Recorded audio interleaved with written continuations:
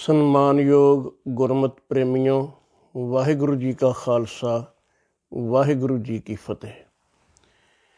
Universal ਸਿੱਖ brotherhood channel ਰਾਹੀਂ ਦਾਸ ਗਿਆਨੀ ਸਰਵਣ ਸਿੰਘ ਆਪ ਜੀ ਨੂੰ ਮੁਖਾਤਿਬ ਹੈ। ਗੁਰੂ ਨਾਨਕ ਦੇਵ ਸੱਚੇ ਪਾਤਸ਼ਾਹ ਜੀ ਦੇ ਪਾਵਨ ਇਤਿਹਾਸ ਦੀ ਵਿਚਾਰ ਕਰਦਿਆਂ ਹੋਇਆਂ ਆਪਾਂ ਪਿਛਲੇ ਐਪੀਸੋਡ ਵਿੱਚ ਜਨੇਊ ਦੇ ਸੰਬੰਧ ਵਿੱਚ ਸਤਿਗੁਰੂ ਜੀ ਨੇ ਜੋ 4 ਸ਼ਲੋਕ ਉਚਾਰਨ ਕੀਤੇ ਹਨ, ਤਿੰਨਾਂ ਵਿੱਚੋਂ ਤੀਜੇ ਸ਼ਲੋਕ ਦੀ ਵਿਚਾਰ ਕੀਤੀ ਸੀ ਤੇ ਆਸਾ ਦੀ ਵਾਰ ਵਿੱਚ ਇਹ 4 ਦੇ 4 ਸ਼ਲੋਕ ਇਕੱਠੇ ਨੇ। ਅੱਜ ਆਪਾਂ ਚੌਥੇ ਸ਼ਲੋਕ ਦੀ ਵਿਚਾਰ ਕਰਨ ਦਾ ਯਤਨ ਕਰਦੇ ਹਾਂ। ਸਵਾਲ ਕੇਵਲ ਜਨੇਊ ਦਾ ਨਹੀਂ, ਹਰ ਧਰਮ ਦੇ ਹਰ ਚਿੰਨ੍ਹ ਉੱਪਰ, ਹਰ ਨਿਸ਼ਾਨੀ ਉੱਪਰ ਇਹੀ ਗੱਲ ਲਾਗੂ ਹੁੰਦੀ ਹੈ। ਕਿਉਂਕਿ ਸਤਿਗੁਰੂ ਜੀ ਨੂੰ ਜਨੇਊ ਪਹਿਨਾਇਆ ਜਾ ਰਿਹਾ ਸੀ ਤੇ ਸਤਿਗੁਰੂ ਜੀ ਨੇ ਉਸ ਨੂੰ ਰੋਕ ਦਿੱਤਾ। ਪੰਡਿਤ ਹਰਦਿਆਲ ਜੀ ਤੇ ਬਾਕੀ ਦੇ ਸਮਾਜ ਨੂੰ ਮੁਖਾਤਬ ਕਰਕੇ ਤੇ ਸਦਾ ਲਈ ਸਾਂਝਾ ਉਪਦੇਸ਼ ਸਤਿਗੁਰੂ ਜੀ ਨੇ ਇਹਨਾਂ ਸ਼ਲੋਕਾਂ ਰਾਹੀਂ ਬਖਸ਼ਿਸ਼ ਕੀਤਾ। ਇਸ ਲਈ ਉਚੇਚੇ ਤੌਰ 'ਤੇ ਸ਼ਲੋਕ ਜਨੇਊ ਦੇ ਸੰਬੰਧ ਵਿੱਚ ਹੈ ਤੇ ਮਹਲਾ ਪਹਿਲਾ ਦੇ ਸਿਰਲੇਖ ਹੇਠ ਸਤਿਗੁਰੂ ਜੀ ਉਚਾਰਨ ਕਰਦੇ ਨੇ, ਤਗ ਨ ਇੰਦਰੀ ਤਗ ਨ ਨਾਰੀ, ਭਲਕੇ ਥੁੱਕ ਪਵੈ ਨਿਤ ਦਾੜੀ, ਤਗ ਨ ਪੈਰੀ ਤਗ ਨ ਹੱਥੀਂ, ਤਗ ਨ ਜਿਹਵਾ ਤਗ ਨ ਅੱਖੀਂ, ਵੇ ਤੱਗਾ ਆਪੇ ਵੱਤੈ, ਵੱਟ ਧਾਗੇ ਅਵਰਾਂ ਘੱਤੈ, ਲੈ ਭਾੜ ਕਰੇ ਵਿਆਹ, ਕੱਢ ਕਾਗਲ ਦੱਸੇ ਰਾਹ, ਸੁਣ ਵੇਖੋ ਲੋਕਾ ਇਹੋ ਵਿਡਾਣ, ਮਨ ਅੰਧਾ ਨਾਉ ਸੁਜਾਨ। ਹਜ਼ੂਰ ਕਹਿੰਦੇ ਨੇ ਜਨੇਊ ਬਾਹਰ ਜ਼ਰੂਰ ਪਹਿਨ ਲਿਆ ਤੇ ਤੱਗ ਤਾਂ ਇੱਕ ਧਾਗਾ ਹੈ।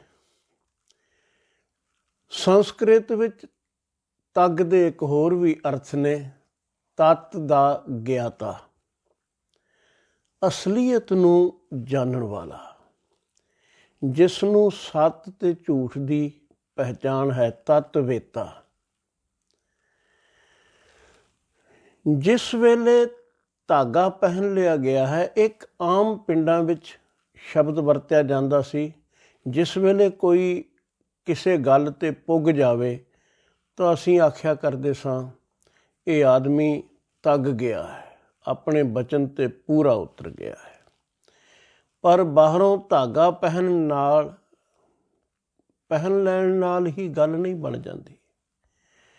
ਇਹ ਅੰਦਰਲੀ ਪਕਿਆਈ ਹੈ, ਅੰਦਰਲੀ ਸਚਾਈ ਹੈ, ਮਨੁੱਖ ਦਾ ਕਿਰਦਾਰ ਹੈ। ਹਰ ਚਿੰਨ੍ਹ ਕੋਈ ਸਬਕ ਦਿੰਦਾ ਹੈ। ਕਪਾਹ ਦਾ ਕੱਤਿਆ ਹੋਇਆ ਸੂਤ ਵੀ ਕਈ ਖਬਰਾਂ ਦਿੰਦਾ ਸੀ। ਕੱਤਣ ਤੋਂ ਪਹਿਲਾਂ ਕਪਾਹ ਦੀ ਅਵਸਥਾ ਕੀ ਸੀ, ਚਟਿਆਈ ਜ਼ਰੂਰ ਸੀ ਪਰ ਨਰਮਾਈ ਬਹੁਤ ਸੀ, ਮਜ਼ਬੂਤੀ ਨਹੀਂ ਸੀ। ਸੂਤ ਕੱਤ ਲੈਣ ਨਾਲ ਉਸ ਵਿੱਚ ਮਜ਼ਬੂਤੀਆਂ ਆ ਗਈਆਂ, ਗੰਢਾਂ ਦੇ ਕੇ ਹੋਰ ਪੱਕਾ ਕਰ ਦਿੱਤਾ ਗਿਆ। ਪਰ ਇਹ ਸਾਰੀਆਂ ਖਬਰਾਂ ਤਾਂ ਕਿਰਦਾਰ ਵਾਸਤੇ ਸਨ। ਮਨੁੱਖ ਨੇ ਇੰਦਰੀਆਂ ਨੂੰ ਧਾਗਾ ਨਹੀਂ ਪਾਇਆ, ਜਨੇਊ ਨਾ ਪਾਇਆ, ਇਹਨਾਂ ਨੂੰ ਕੰਟਰੋਲ ਵਿੱਚ ਨਾ ਰੱਖਿਆ। ਤੱਗ ਨਾ ਇੰਦਰੀ, ਇਸਤਰੀ ਨੂੰ ਉਂਝ ਹੀ ਜਨੇਊ ਪਹਿਨਣ ਦਾ ਅਧਿਕਾਰ ਨਹੀਂ। ਵਿਸ਼ੇਸ਼ ਤੌਰ 'ਤੇ ਮਨੁੱਖ ਦੇ ਕਾਮ ਵਾਸਨਾ ਦੇ ਸੰਬੰਧ ਵਿੱਚ ਲਿੰਗ ਦੇ ਉੱਪਰ ਕੋਈ ਪਾਬੰਦੀ ਨਾ ਇਸ ਨੇ ਲਗਾਈ। ਕਿਰਦਾਰ ਤੋਂ ਨੀਵਾਂ ਹੋ ਗਿਆ, ਪਰ ਰੂਪ 'ਤੇ ਡੋਲਣ ਲੱਗ ਪਿਆ। ਪਰਾਈ ਜਵਾਨੀ 'ਤੇ ਅੱਖਾਂ ਲਲਸਾ ਗਈਆਂ। ਇਸ ਨੇ ਕਾਬੂ ਨਾ ਕੀਤਾ ਇੰਦਰੀਆਂ ਨੂੰ। ਸਵਾਲ ਤਾਂ ਸੀ ਇੰਦਰੀਆਂ ਨੂੰ ਕਾਬੂ ਕਰ ਲੈਣ ਦਾ।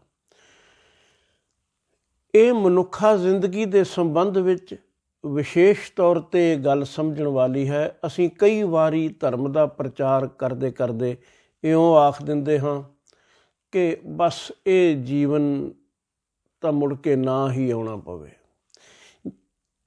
ਇਹ ਜੀਵਨ ਇੰਨਾ ਬੁਰਾ ਨਹੀਂ ਜਿੰਨਾ ਅਸੀਂ ਇੱਕੋ ਪੱਖ ਨੂੰ ਵੇਖ ਕੇ ਸਮਝ ਲਿਆ ਹੈ। ਨਿਰੰਕਾਰ ਨੇ ਜੇ ਇਹ ਜਾਮਾ ਸਾਨੂੰ ਬਖਸ਼ਿਆ ਹੈ ਤਾਂ ਇਹ ਉਸ ਦੀ ਕਰੋਪੀ ਨਹੀਂ, ਮਿਹਰਬਾਨੀ ਹੈ। ਇਸ ਦੀ ਕਦਰ ਕੋਈ ਜਾਣਨ ਵਾਲਾ ਚਾਹੀਦਾ ਹੈ। ਤੇ ਦੁਨੀਆ ਅੰਦਰ ਇਹ ਅਸੂਲ ਹੈ, ਹਰ ਚੀਜ਼ ਦੇ ਸੰਬੰਧ ਵਿੱਚ ਇਹ ਲਾਗੂ ਹੁੰਦਾ ਹੈ। ਜੇ ਮਹਾਨਤਾ ਨੂੰ ਸਮਝ ਲਓ ਤਾਂ ਕੰਡੇ ਦੀ ਵੀ ਕੀਮਤ ਹੈ। ਜੇ ਮਹਾਨਤਾ ਨਾ ਸਮਝੋ ਤਾਂ ਫੁੱਲ ਦੀ ਵੀ ਕੋਈ ਕੀਮਤ ਨਹੀਂ। ਫੁੱਲ ਦੀ ਵੀ ਕਦਰ ਨਹੀਂ ਮਨੁੱਖ ਜਾਣਦਾ ਜਿਸ ਨੂੰ ਸਮਝ ਨਹੀਂ। ਭਾਈ ਵੀਰ ਸਿੰਘ ਜੀ ਨੇ ਕਦੀ ਕੰਡਿਆਂ ਨੂੰ ਦੇਖ ਕੇ ਹੀ ਆਖਿਆ ਸੀ ਕਿ ਗੁਲਾਬ ਦੇ ਫੁੱਲ ਨੂੰ ਕਿਸੇ ਨੇ ਪੁੱਛ ਲਿਆ, ਇੰਨਾ ਸੁੰਦਰ ਹੈ, ਖੂਬਸੂਰਤ ਹੈ, ਪਰ ਤੇਰੇ ਨਾਲ ਇਹ ਕੰਡਿਆਂ ਦੀ ਬੱਜ ਕਿਉਂ ਲੱਗ ਗਈ ਹੈ? ਤਾਂ ਫੁੱਲ ਵੱਲੋਂ ਜੋ ਜਵਾਬ ਉਹਨਾਂ ਨੇ ਆਪਣੀ ਰਬਾਈ ਵਿੱਚ ਲਿਖਿਆ ਸੀ ਬੜਾ ਕੀਮਤੀ ਹੈ। ਉਹ ਕਹਿੰਦੇ ਨੇ ਇਹ ਨਿਰੰਕਾਰ ਨੇ ਇੱਕ ਫੱਟੀ ਲਿਖ ਕੇ ਲਾ ਦਿੱਤੀ ਹੈ ਕਿ ਮੈਨੂੰ ਤੋੜੀ ਨਾ। ਤੋੜਨ ਵੇਲੇ ਕੰਡੇ ਚੁੱਭਦੇ ਨੇ, ਖਤਰਾ ਹੈ, ਲੇਕਿਨ ਲੱਗਾ ਹੋਇਆ ਫੁੱਲ ਖੁਸ਼ਬੂਆਂ ਵੰਡੀ ਜਾਂਦਾ ਹੈ। ਜਿੰਨੇ ਮਰਜ਼ੀ ਲੋਕ ਨੇੜੇ ਆ ਖੜੋਣ ਸਭ ਨੂੰ ਦਿੰਦਾ ਹੈ। ਉਸ ਦੀ ਖੂਬਸੂਰਤੀ ਵੀ ਬਣੀ ਰਹਿੰਦੀ ਹੈ। ਉਹਨਾਂ ਕੰਡਿਆਂ ਦੇ ਵੀ ਅਰਥ ਕਰ ਦਿੱਤੇ ਕਿ ਇਹ ਤੋੜ ਨਹੀਂ ਦੀ ਫੱਟੀ ਨਿਰੰਕਾਰ ਨੇ ਲਗਾ ਦਿੱਤੀ ਹੈ। ਤੋ ਸਾਡਾ ਸਰੀਰ, ਸਾਡੀ ਜ਼ਿੰਦਗੀ, ਸਾਡੇ ਇਹ ਇੰਦਰੇ ਮਾਮੂਲੀ ਨਹੀਂ। ਸਵਾਲ ਕੇਵਲ ਇੰਨਾ ਹੈ ਸਾਨੂੰ ਸਮਝ ਹੋਵੇ। ਅੱਖਾਂ ਮਿਲੀਆਂ ਨੇ, ਕਦਰ ਅਸੀਂ ਘੱਟ ਕਰੀਏ ਤਾਂ ਇਹ ਸਾਡੀ ਮੂਰਖਤਾ ਹੈ। ਪਰ ਜੇ ਮਨੁੱਖ ਸਮਝ ਬਖਸ਼ੀ ਹੋਈ ਨਿਰੰਕਾਰ ਦੀ ਵਰਤ ਲਵੇ ਤੇ ਖਿਆਲ ਰੱਖੇ ਇਹਨਾਂ ਅੱਖਾਂ ਨਾਲ ਵੇਖਣਾ ਕਿਵੇਂ ਹੈ, ਤੇ ਉਹ ਬਹੁਤ ਗਹਿਰਾਈਆਂ ਨੂੰ ਜਾਣ ਸਕਦਾ ਹੈ, ਬਹੁਤ ਗਹਿਰਾਈਆਂ ਨੂੰ। ਇਹ ਅੱਖਾਂ ਉਸ ਵੇਲੇ ਝੂਠੀਆਂ ਹਨ ਜਿਸ ਵੇਲੇ ਇਹਨਾਂ ਦੀ ਦ੍ਰਿਸ਼ਟੀ ਵਿੱਚ ਮੈਲ ਆ ਜਾਂਦੀ ਹੈ। ਜੇ ਇਹ ਉਸ ਦੇ ਨੂਰ ਨੂੰ ਹੀ ਤੱਕਣ ਤਾਂ ਕਿੱਡੀ ਵੱਡੀ ਦਾਤ ਪ੍ਰਭੂ ਨੇ ਬਖਸ਼ੀ ਹੈ ਸਾਨੂੰ ਇਹ ਅੱਖਾਂ, ਕਿ ਉਸ ਦੇ ਰੰਗ ਤਮਾਸ਼ਿਆਂ ਨੂੰ, ਕੁਦਰਤ ਨੂੰ ਅਸੀਂ ਦੇਖ ਕੇ ਪ੍ਰਸੰਨ ਹੋ ਸਕਦੇ ਹਾਂ। ਇਹਨਾਂ ਦੀ ਕੋਈ ਕੀਮਤ ਨਹੀਂ ਦਿੱਤੀ ਜਾ ਸਕਦੀ। ਇਉਂ ਹੀ ਕੰਨ ਹਨ, ਇਉਂ ਹੀ ਜ਼ਬਾਨ ਹੈ, ਬਾਕੀ ਦੇ ਸਾਰੇ ਇੰਦਰੇ ਨੇ। ਪਰ ਇਸ ਮਨੁੱਖ ਨੇ ਬਾਹਰੋਂ ਕੇਵਲ ਧਰਮ ਦਾ ਚਿੰਨ੍ਹ ਪਹਿਨ ਲਿਆ। ਉਸ ਤੋਂ ਸਬਕ ਕੀ ਲੈਣਾ ਸੀ, ਕੰਟਰੋਲ ਵਿੱਚ ਕਿਵੇਂ ਕਰਨਾ ਸੀ ਇੰਦਰੀਆਂ ਨੂੰ, ਉਹ ਨਾ ਕੀਤਾ। ਕਾਮ ਵਾਸਨਾ ਬਣੀ ਹੋਈ ਹੈ, ਇੰਦਰੀ ਨੂੰ ਕੋਈ ਤੱਗ ਨਹੀਂ। ਇਸਤਰੀ ਨੂੰ ਉਂਝ ਤੱਗ ਪਾਉਣ ਦੀ, ਜਨੇਊ ਪਾਉਣ ਦੀ ਇਜਾਜ਼ਤ ਨਹੀਂ। ਤੇ ਨਤੀਜਾ ਮਨੁੱਖ ਦਾ ਕਿਰਦਾਰ ਹੇਠਾਂ ਡਿੱਗ ਪਿਆ। ਜੇ ਕਿਰਦਾਰ ਹੇਠਾਂ ਡਿੱਗ ਪਿਆ ਹੈ ਤਾਂ ਲੱਖ ਧਰਮ ਦੇ ਚਿੰਨ੍ਹ ਪਾਏ ਹੋਏ ਹੋਣ, ਭਲਕੇ ਥੁੱਕ ਪਵੇ ਨਿਤ ਦਾੜੀ। ਤੇ ਰੋਜ਼ ਉੱਠਦਿਆਂ ਦਾੜੀ ਤੇ ਥੁੱਕ ਹੀ ਪੈਂਦਾ ਹੈ, ਥੁੱਕਾਂ ਪੈਂਦੀਆਂ ਹਨ, ਬਦਨਾਮੀਆਂ ਮਿਲਦੀਆਂ ਹਨ, ਨਿੰਦਾ ਸਹਿਣੀ ਪੈਂਦੀ ਹੈ, ਕਿਉਂਕਿ ਮਨੁੱਖ ਨੇ ਕਿਰਦਾਰ ਠੀਕ ਨਹੀਂ ਬਣਾਇਆ। ਜੇ ਇੰਦਰੀਆਂ ਨੂੰ ਕਾਬੂ ਵਿੱਚ ਨਾ ਰੱਖਿਆ, ਇਹ ਬੁਰੇ ਕੰਮ ਕਮਾਉਣ ਲੱਗ ਪਏ ਤਾਂ ਥੁੱਕਾਂ ਹੀ ਪੈਣੀਆਂ ਹਨ। ਇੰਦਰੇ ਬੁਰੇ ਨਹੀਂ। ਗੁਰੂ ਅਰਜਨ ਦੇਵ ਮਹਾਰਾਜ ਜੀ ਨੇ ਬੜਾ ਪਿਆਰਾ ਸਬਕ ਦਿੱਤਾ ਹੈ। ਉਹ ਕਹਿੰਦੇ ਨੇ ਇਹ ਕੂੜਿਆਰ ਕਿਸ ਵੇਲੇ ਬਣਦੇ ਨੇ, ਇਹ ਸਮਝ ਲਓ। ਸੁਖਮਨੀ ਸਾਹਿਬ ਦੀ 5ਵੀਂ ਅਸ਼ਟਪਦੀ ਦੇ 5ਵੇਂ ਹੀ ਪਦ ਵਿੱਚ ਪੰਚਮ ਪਾਤਸ਼ਾਹ ਜੀ ਦਾ ਫਰਮਾਨ ਹੈ। ਉਹ ਕਹਿੰਦੇ ਨੇ ਮਿਥਿਆ ਸ਼ਰਵਨ ਪਰ ਨਿੰਦਾ ਸੁਣੈ। ਝੂਠੇ ਨੇ ਇਹ ਕੰਨ ਕਿਸ ਵੇਲੇ, ਜਦੋਂ ਇਹ ਪਰਾਈ ਨਿੰਦਿਆ ਸੁਣਦੇ ਨੇ।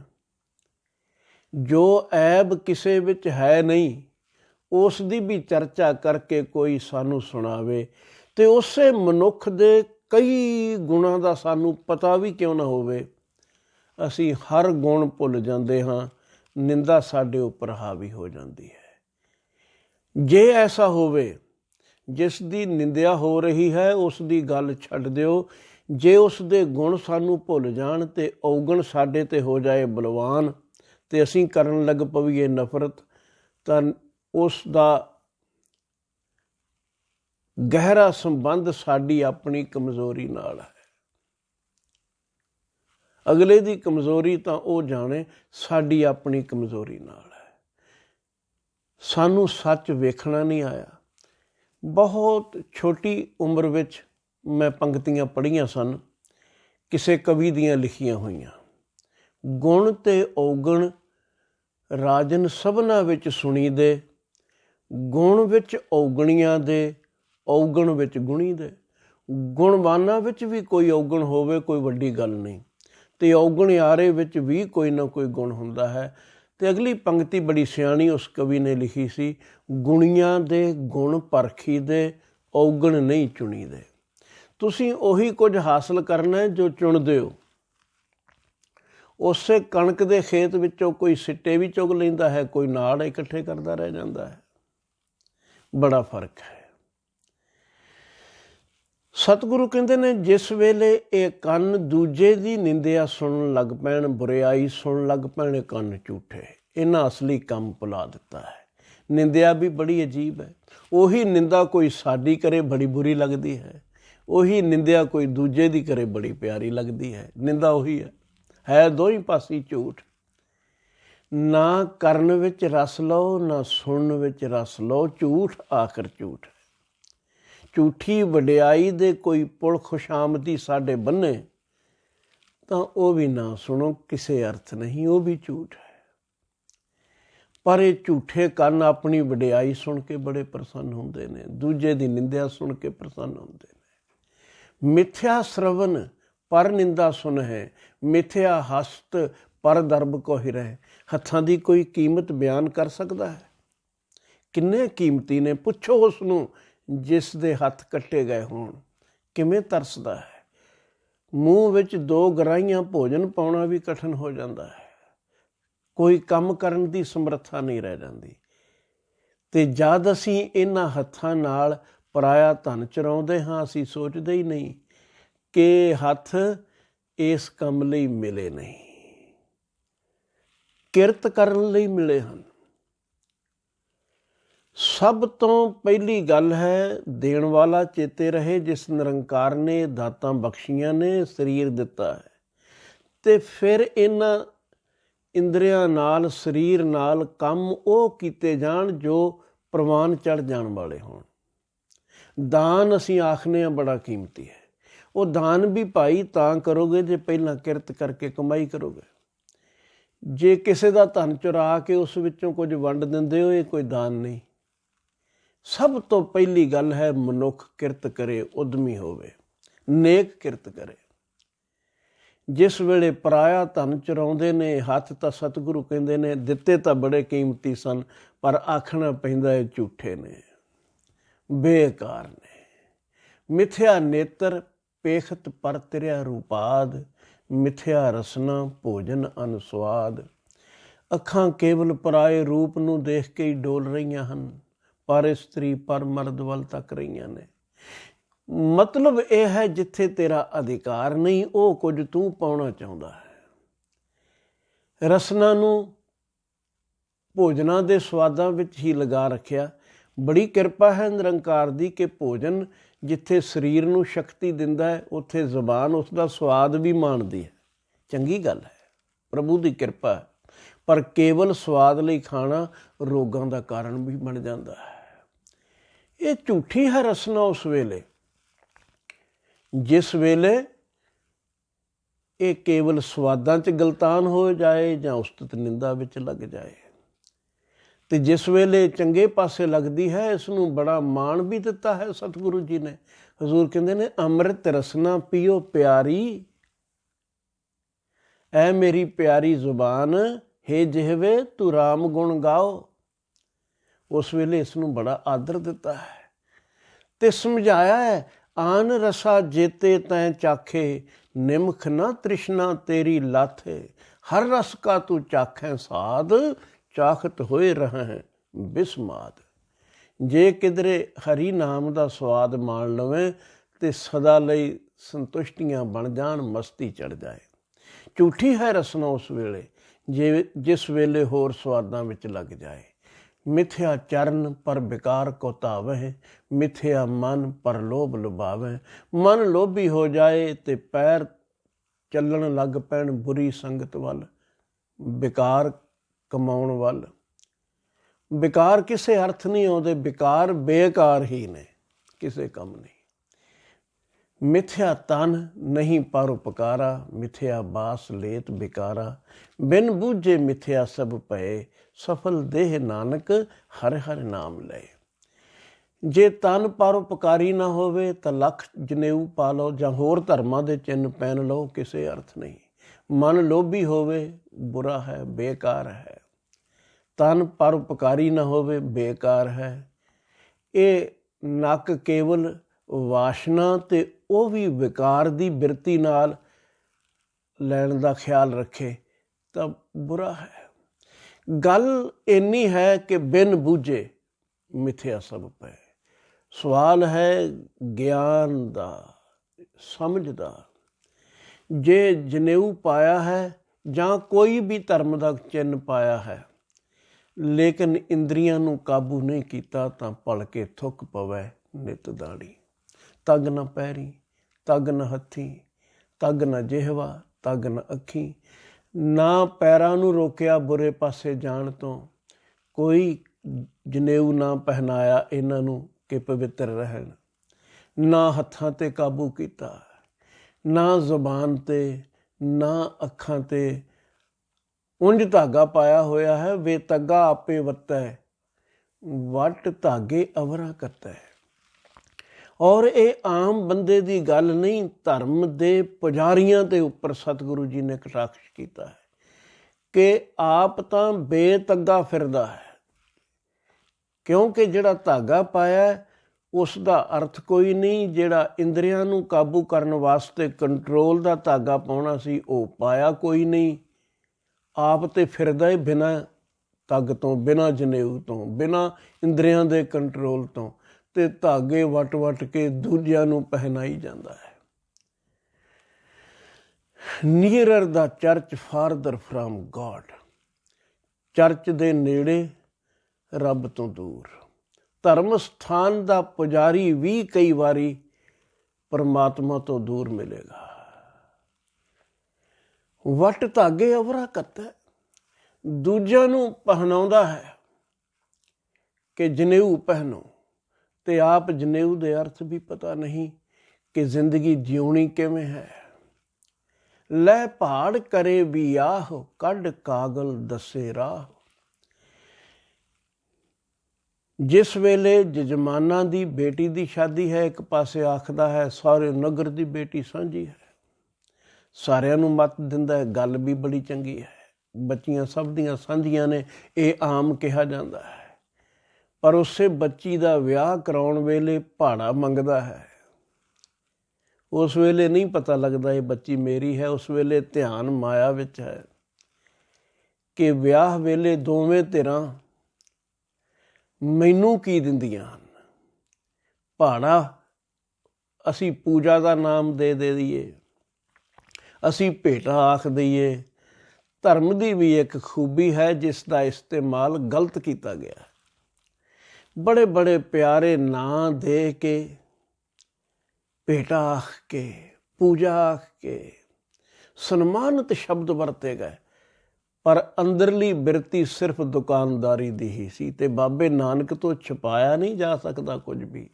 ਸਤਿਗੁਰੂ ਦੇਖਦੇ ਨੇ ਤੇ ਕਹਿੰਦੇ ਨੇ, ਉਹ ਭਲਿਆ ਲੋਕਾ, ਤੂੰ ਭਾੜਾ ਲੈ ਕੇ ਬੱਚੀਆਂ ਦੇ ਵਿਆਹ ਕਰਾਉਂਦਾ ਹੈ। ਤੇ ਸ਼ੁਰੂ ਤੋਂ ਜਿਸ ਵੇਲੇ ਮਾਪਿਆਂ ਨੇ ਵਰ ਵੀ ਢੂੰਡਣਾ ਹੁੰਦਾ, ਉਸ ਵੇਲੇ ਵੀ ਬ੍ਰਾਹਮਣ ਪੱਤਰੀ ਖੋਲ੍ਹ ਕੇ ਬੈਠ ਜਾਂਦਾ, ਕੁਝ ਰੱਖੋ ਭੇਟਾ। ਤੇ ਫਿਰ ਉਸ ਤੋਂ ਬਾਅਦ ਵਰ ਢੂੰਡਣ ਵੀ ਉਸਨੇ ਜਾਣਾ ਹੈ। ਜਿਸ ਨੂੰ ਮਿਲਾਉਣਾ ਚਾਹੁੰਦਾ ਹੈ, ਜਿੱਥੋਂ ਕੁਝ ਪੈਸੇ ਮਿਲੇ ਨੇ, ਉਸ ਦੀ ਪੱਤਰੀ ਮਿਲਾ ਵੀ ਦਿੰਦਾ ਹੈ। ਬੜੀ ਠੱਗੀ ਧਰਮ ਦੇ ਨਾਮ ਹੇਠ ਚੱਲਦੀ ਰਹੀ ਤੇ ਚਲਾਉਣ ਵੇਲੇ ਹਰ ਧਰਮ ਵਿੱਚੋਂ ਪੁਜਾਰੀ ਨੇ ਰੋਲ ਅਦਾ ਕੀਤਾ। ਲੈ ਪਹਾੜ ਕਰੇ ਵਿਆਹ, ਕੱਢ ਕਾਗਲ ਦੱਸੇ ਰਾਹ। ਤੇ ਕਾਗਜ਼ ਪੱਤਰੀ ਕੱਢ ਕੇ ਤੇ ਫਿਰ ਸਮਝਾਉਂਦਾ ਹੈ, ਰਾਹ ਦੱਸਦਾ ਹੈ। इस तरह करना है, इंज करना है, ਇਹ ਲਗਨ ਮਹੂਰਤ ਕਈ ਕੁਝ ਸਮਝਾਉਂਦਾ ਹੈ ਕਿ ਇਹ ਮਹੂਰਤ, ਇਹ ਤਿਥ, ਇਹ ਵਾਰ, ਇਹ ਦਿਨ ਚੰਗਾ ਹੈ, ਇਹ ਦਿਨ ਬੁਰਾ ਹੈ। ਨਿਰੰਕਾਰ ਵਾਸਤੇ ਤਾਂ ਕੋਈ ਬੁਰਾ ਨਹੀਂ। ਉਸ ਦਿਨ ਵੀ ਬੱਚੇ ਪੈਦਾ ਹੋ ਰਹੇ ਨੇ, ਉਸ ਦਿਨ ਵੀ ਜੀਵ ਦੁਨੀਆ ਤੋਂ ਜਾ ਰਹੇ ਨੇ। ਹਰ ਪਲ ਕੋਈ ਆ ਰਿਹਾ ਹੈ, ਕੋਈ ਜਾ ਰਿਹਾ ਹੈ। ਪਰ ਜਨੇਊ ਪਹਿਨਾਉਣ ਵਾਲਾ, ਕਿਉਂਕਿ ਆਪਣੀ ਦੁਕਾਨਦਾਰੀ ਉਸਨੇ ਚਲਾਈ ਰੱਖਣੀ ਹੈ, ਉਹ ਲੋਕਾਂ ਨੂੰ ਪੱਤਰੀ ਖੋਲ੍ਹ ਕੇ ਭੁਲੇਖਿਆਂ ਵਿੱਚ ਪਾ ਰਿਹਾ ਹੈ। ਸੁਣ ਵੇਖੋ ਲੋਕਾ ਇਹੋ ਵਿਡਾਣ, ਮਨ ਅੰਧਾ ਨਾਉ ਸੁਜਾਨ। ਇਹ ਆਪ ਮਨ ਤੋਂ ਅੰਨਾ ਹੈ, ਆਪ ਇਸ ਨੂੰ ਕੋਈ ਪਤਾ ਨਹੀਂ। ਕਿੱਡੀ ਅਸਚਰਜਤਾ ਦੀ ਗੱਲ ਹੈ। ਸਤਿਗੁਰੂ ਕਹਿੰਦੇ ਨੇ ਦੇਖੋ ਤਮਾਸ਼ਾ ਕੀ ਬਣਿਆ ਹੋਇਆ। ਸੁਣ ਵੇਖੋ ਲੋਕਾ ਇਹੋ ਵਿਡਾਣ। ਐ ਲੋਕੋ ਦੇਖੋ ਇਹ ਅਸਚਰਜ ਖੇਡ ਬਣੀ ਪਈ ਹੈ।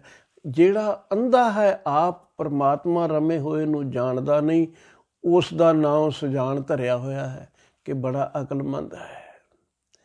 ਸਵਾਲ ਜਨੇਊ ਦੇ ਪਾ ਲੈਣ ਦਾ ਨਹੀਂ, ਸਵਾਲ ਇਸ ਗੱਲ ਦਾ ਹੈ ਕਿ ਇਹਨਾਂ ਇੰਦਰੀਆਂ 'ਤੇ ਅਸੀਂ ਕਾਬੂ ਕੀਤਾ ਹੈ ਕਿ ਨਹੀਂ ਕੀਤਾ ਹੈ।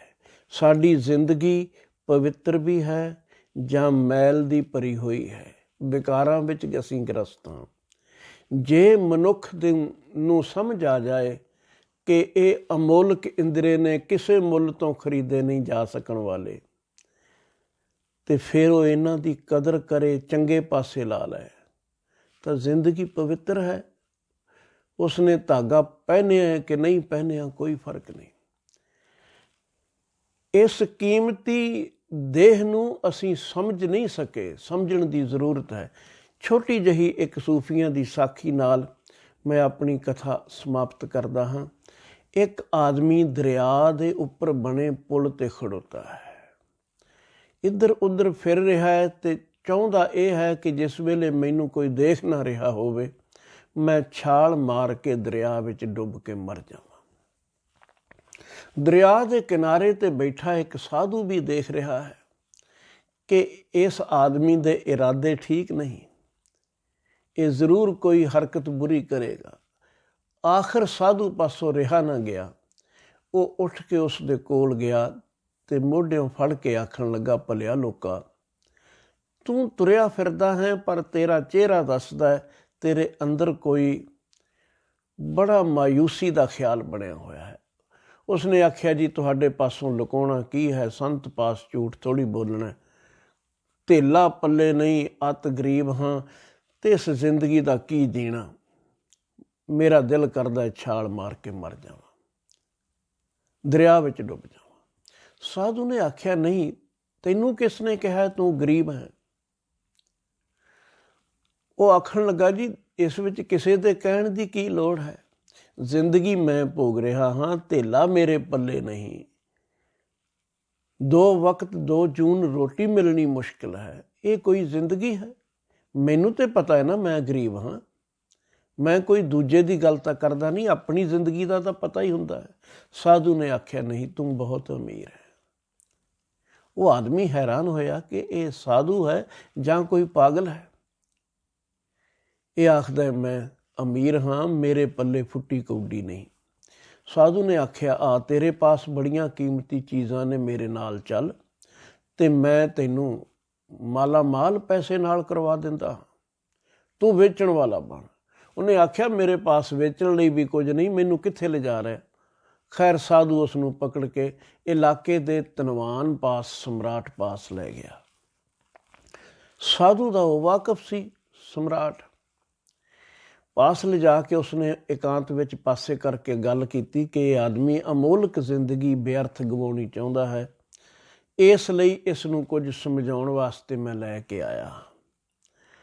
ਜੋ ਗੱਲ ਉਸਨੇ ਪ੍ਰਾਈਵੇਟਲੀ ਕੀਤੀ, ਫਿਰ ਆ ਕੇ ਬੈਠ ਗਏ ਅਤੇ ਸਮਰਾਟ ਨੇ ਆਖਿਆ, ਬਈ ਸੁਣਿਆ ਤੂੰ ਆਖਣਾ ਤੂੰ ਗਰੀਬ ਹੈ ਅਤੇ ਮਰ ਜਾਣਾ ਹੈ। ਉਸਨੇ ਆਖਿਆ, ਜੀ ਇਹ ਸੱਚ ਹੈ, ਮੈਂ ਮਰ ਜਾਣਾ ਚਾਹੁੰਦਾ ਹਾਂ। ਸਮਰਾਟ ਆਖਣ ਲੱਗਾ, ਫਿਰ ਮਰ ਤਾਂ ਤੂੰ ਜਾਣਾ ਹੀ ਹੈ, ਪਰ ਤੇਰੇ ਪਾਸ ਕੁਝ ਕੀਮਤੀ ਚੀਜ਼ਾਂ ਨੇ, ਉਹ ਮੈਨੂੰ ਦੇ ਦੇ। ਉਹਨੇ ਆਖਿਆ, ਮੇਰੇ ਪੱਲੇ ਕੁਝ ਨਹੀਂ, ਜੇਬਾਂ ਖਾਲੀ ਨੇ, ਸਮਰਾਟ ਆਖਣ ਲੱਗਾ, ਜੇਬਾਂ ਦੀ ਤਾਂ ਮੈਂ ਗੱਲ ਹੀ ਨਹੀਂ ਕਰਦਾ, ਤੇਰੀਆਂ ਅੱਖਾਂ ਬੜੀਆਂ ਖੂਬਸੂਰਤ ਨੇ, ਦੱਸ ਕਿੰਨੇ ਪੈਸੇ ਲੈਣੇ ਨੇ। ਮੈਂ ਤੈਨੂੰ 10,000 ਰੁਪਈਆ ਦੇ ਸਕਦਾ। ਉਹ ਆਦਮੀ ਹਿਚਕੇ ਵਿਚਕੇ ਸਮਰਾਟ ਨੇ ਆਖਿਆ, ਜੇ ਪੈਸੇ ਘੱਟ ਲੱਗਦੇ ਨੇ ਤਾਂ 20 ਵੀ ਦੇ ਸਕਦਾ ਹਾਂ, 20,000 ਲੈ ਲੈ, ਦੋਨੋਂ ਅੱਖਾਂ ਵੇਚ ਦੇ, 50,000 ਲੈ ਲੈ। ਉਹ ਆਦਮੀ ਆਖਣ ਲੱਗਾ, ਤੂੰ ਮੈਨੂੰ ਅੰਨਾ ਕਰਨਾ ਚਾਹੁੰਦਾ ਹੈ? ਸਮਰਾਟ ਨੇ ਆਖਿਆ, ਤੂੰ ਤੇ ਮਾਰੀ ਜਾਣਾ। ਗੱਲ ਕੇਵਲ ਅੱਖਾਂ ਤੇ ਨਹੀਂ ਰੁਕੇਗੀ, ਮੈਂ ਤੇਰੇ ਕੰਨ ਵੀ ਖਰੀਦਾਂਗਾ, ਤੇਰੀ ਜ਼ੁਬਾਨ ਵੀ ਖਰੀਦਾਂਗਾ, ਤੇਰੇ ਹੱਥ ਪੈਰ ਵੀ ਖਰੀਦਾਂਗਾ। ਉਹ ਆਦਮੀ ਤਾਂ ਦੌੜ ਉੱਠਿਆ, ਤੂੰ ਮੈਨੂੰ ਮਾਰਨਾ ਚਾਹੁੰਦਾ? ਉਹ ਆਖਦਾ, ਮਰਨ ਲਈ ਤਾਂ ਤੂੰ ਪਹਿਲਾਂ ਗਿਆ, ਤੈਨੂੰ ਕਦਰ ਹੀ ਨਹੀਂ। ਨਿਰੰਕਾਰ ਨੇ ਅਮੋਲਕ ਦਾਤਾਂ ਤੈਨੂੰ ਮੁਫਤ ਵਿੱਚ ਦਿੱਤੀਆਂ ਨੇ। ਭਲਿਆ ਲੋਕਾ, ਇਹਨਾਂ ਨੂੰ ਹੀ ਦੇਖ ਕੇ ਧਿਆਨ ਨਾਲ ਨਿਰੰਕਾਰ ਦੇ ਸ਼ੁਕਰਾਨੇ ਵਿੱਚ ਜੁੜ ਜਾਏ ਤਾਂ ਬਾਕੀ ਵੀ ਕੋਈ ਕਮੀ ਨਾ ਰਹੇ। ਸਾਡੀ ਕਮਜ਼ੋਰੀ ਇਹ ਹੈ, ਜੋ ਉਸਨੇ ਦਿੱਤਾ ਹੈ ਉਸ ਦਾ ਵੀ ਸ਼ੁਕਰਾਨਾ ਨਹੀਂ ਕਰਦੇ ਅਤੇ ਅਕਿਰਤਕਣ ਬਣਦੇ ਹਾਂ। ਤੁਹਾਡਾ ਕੀਤਾ ਇੱਕ ਅਹਿਸਾਨ ਛੋਟਾ ਜਿਹਾ ਕੋਈ ਭੁਲਾ ਦਏ ਨਾ, ਅਤੇ ਤੁਸੀਂ ਦੂਜੀ ਵਾਰੀ ਉਸ ਨੂੰ ਨੇੜੇ ਨਹੀਂ ਲਾਉਣਾ ਚਾਹੁੰਦੇ, ਆਖਦੇ ਹੋ ਅਕਿਰਤਕਣ ਹੈ, ਇਹ ਤਾਂ ਕੀਤੇ ਨੂੰ ਜਾਣਦਾ ਹੀ ਨਹੀਂ। ਅਤੇ ਆਪਣੀ ਜ਼ਿੰਦਗੀ ਵੱਲ ਜ਼ਰਾ ਧਿਆਨ ਮਾਰ ਕੇ ਦੇਖੋ, ਨਿਰੰਕਾਰ ਨੇ ਜੋ ਕੁਝ ਬਖਸ਼ਿਆ ਹੈ ਕਿਸ ਮੁੱਲ ਨਾਲ ਤੁਸੀਂ ਖਰੀਦ ਸਕਦੇ ਹੋ। ਜ਼ਿੰਦਗੀ ਦੀ ਕੋਈ ਕੀਮਤ ਹੈ? ਇਸ ਨੂੰ ਪਵਿੱਤਰ ਬਣਾਈਏ, ਕੇਵਲ ਬਾਹਰ ਦੇ ਚਿੰਨ੍ਹਾਂ 'ਤੇ ਨਾ ਰੁਕ ਜਾਈਏ। ਇਉਂ ਸਾਡੀ ਹਾਲਤ ਨਾ ਰਹਿ ਜਾਏ ਮਨ ਦਾ ਨਾਮ ਸੁਜਾਨ। ਦੂਜਿਆਂ ਨੂੰ ਵੀ ਪ੍ਰੇਰਨਾ ਬਹੁਤ ਕਰਦੇ ਹਾਂ, ਆਪ ਵੀ ਦਿਖਾਵਾ ਬਹੁਤ ਕਰਦੇ ਹਾਂ ਅਤੇ ਅੰਦਰ ਕੁਝ ਵੀ ਨਹੀਂ।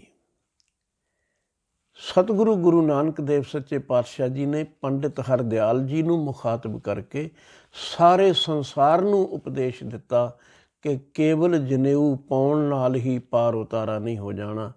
ਇਹਨਾਂ ਇੰਦਰੀਆਂ ਨੂੰ ਕੰਟਰੋਲ ਵਿੱਚ ਕਰਕੇ ਅਤੇ ਜੀਵਨ ਨੂੰ ਪਵਿੱਤਰ ਬਣਾਓ।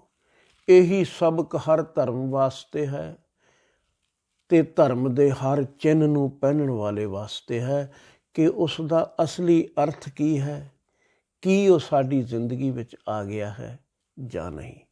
ਅਰਦਾਸ ਹੀ ਹੈ, ਮਾਲਕ ਕਿਰਪਾ ਕਰੇ ਬਾਬਾ ਨਾਨਕ ਜੀ ਦਾ ਉਪਦੇਸ਼ ਸਾਡੇ ਹਿਰਦਿਆਂ ਵਿੱਚ ਵਸ ਸਕੇ। ਇਸ ਦੇ ਨਾਲ ਹੀ ਇਹ ਚੌਥਾ ਸ਼ਲੋਕ ਸੰਪੂਰਨ ਹੋਇਆ ਅਤੇ ਅਗਾਂਹ ਆਪਾਂ ਗੁਰੂ ਕੀ ਹੋਰ ਸਾਖੀ ਅਗਲੇ ਐਪੀਸੋਡ ਵਿੱਚ ਵਿਚਾਰਨ ਦਾ ਯਤਨ ਕਰਾਂਗੇ। ਭੁੱਲਾਂ ਖਿਮਾ ਕਰ ਦੇਣੀਆਂ। ਅਖੀਰ ਵਿੱਚ ਇਹ ਬੇਨਤੀ ਜ਼ਰੂਰ ਹੈ ਕਿ ਹਰ ਸਰੋਤਾ ਯੂਨੀਵਰਸਲ ਸਿੱਖ ਬ੍ਰਦਰਹੁੱਡ ਚੈਨਲ ਨੂੰ, USB ਚੈਨਲ ਨੂੰ ਸਬਸਕ੍ਰਾਈਬ ਜ਼ਰੂਰ ਕਰੋ। ਜਿੰਨੀ ਤੇਜ਼ੀ ਨਾਲ ਸਬਸਕ੍ਰਾਈਬਿੰਗ ਹੋਣੀ ਚਾਹੀਦੀ ਸੀ, ਮੈਨੂੰ ਇੰਝ ਮਹਿਸੂਸ ਹੁੰਦਾ ਹੈ ਕਿ ਉਸ ਵਿੱਚ ਕੁਝ ਕਮੀ ਹੈ। ਉਸ ਦੇ ਨਾਲ ਨਾਲ ਲਾਈਕ ਕੀਤਿਆਂ ਇਹ ਸਾਨੂੰ ਪਤਾ ਲੱਗਦਾ ਹੈ ਗੁਰੂ ਕੀਆਂ ਸਾਖੀਆਂ ਤੁਸੀਂ ਪਸੰਦ ਕਰਦੇ ਹੋ। ਸ਼ੇਅਰ ਕਰੋ ਸਾਰਿਆਂ ਨਾਲ ਤਾਂ ਕਿ ਹੋਰ ਵੱਧ ਤੋਂ ਵੱਧ ਇਸ ਕਾਫਲੇ ਦੇ ਸਾਥੀ ਬਣ ਸਕਣ। ਕਮੈਂਟਸ ਜੋ ਦੇਣੇ ਚਾਹੋ ਸਵਾਗਤ ਹੈ। ਇਹੀ ਬੇਨਤੀਆਂ ਹਨ ਅਤੇ ਇੱਥੇ ਹੀ ਮੈਂ ਖਿਮਾ ਦਾ ਜਾਚਕ ਹਾਂ। ਦਾਸ ਗਿਆਨੀ ਸਰਵਣ ਸਿੰਘ, UK ਦੇ ਕੋਵੈਂਟਰੀ ਸ਼ਹਿਰ ਤੋਂ ਯੂਨੀਵਰਸਲ ਸਿੱਖ ਬ੍ਰਦਰਹੁੱਡ ਚੈਨਲ ਰਾਹੀਂ ਆਪ ਜੀ ਨੂੰ ਮੁਖਾਤਬ ਸੀ ਅਤੇ ਹਰ ਭੁੱਲ ਲਈ ਹੱਥ ਜੋੜ ਕੇ ਅਖੀਰ ਵਿੱਚ ਫਿਰ ਖਿਮਾ ਮੰਗਦਾ ਹਾਂ ਅਤੇ ਫਤਿਹ ਅਰਜ਼ ਕਰਦਾ ਹਾਂ। ਵਾਹਿਗੁਰੂ ਜੀ ਕਾ ਖਾਲਸਾ, ਵਾਹਿਗੁਰੂ ਜੀ ਕੀ ਫਤਿਹ।